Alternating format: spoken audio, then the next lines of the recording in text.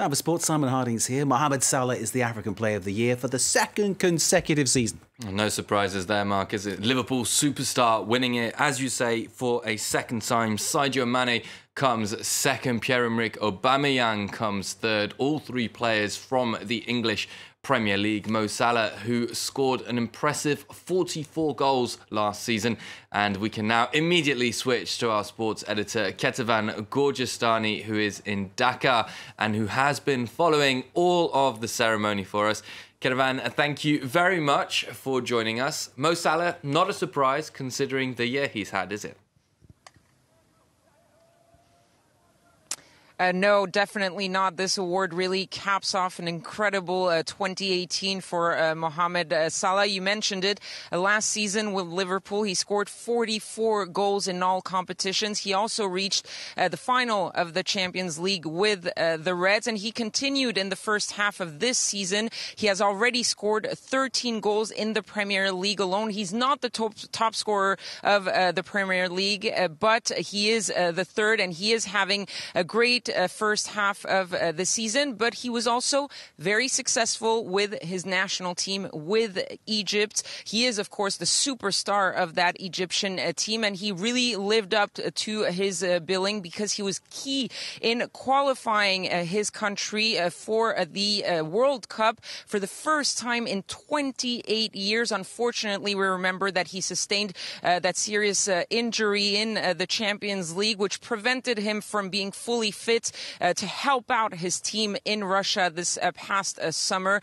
But nevertheless, he is the African Player of the Year for the second year in a row. And that alone is a very big feat in African football because he puts his name alongside just three other men who have won back-to-back titles. These three men are legends of the continent's football: Yaya Touré, El Hadji Diouf, and Samuel Eto'o.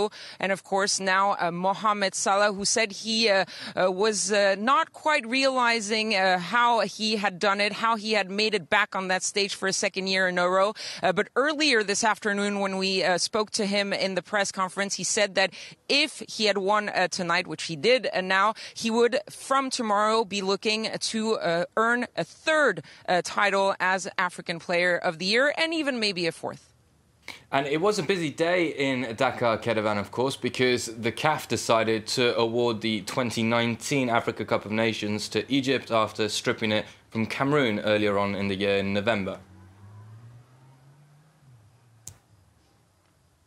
Yes, that was the other big moment. It started off the day. And of course, as you said, Egypt were named as the new hosts, and they were seen as the favorites against South Africa. South Africa had probably the safer, the more logical choice, but both countries have the stadium, have the infrastructure, the roads, the airports to host such a big competition.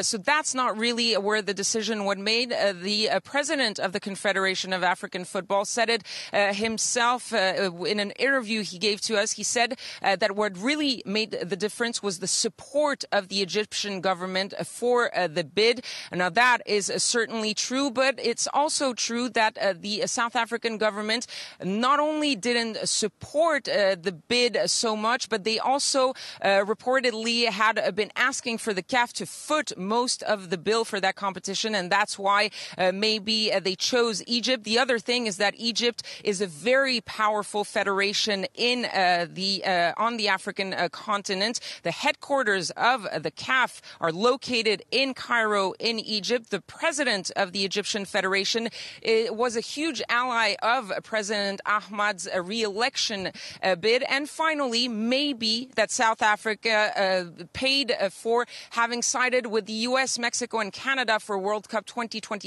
instead of siding with the African candidate, Morocco.